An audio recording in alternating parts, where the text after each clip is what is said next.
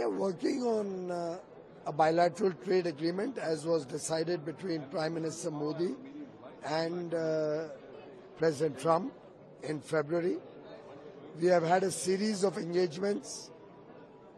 All of them are going well in the right direction.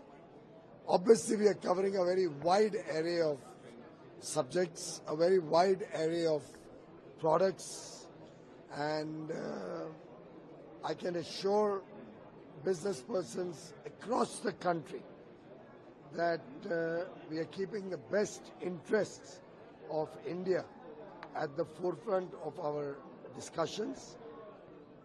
India first is our mantra, is our guiding principle, and our bilateral trade agreement with the United States of America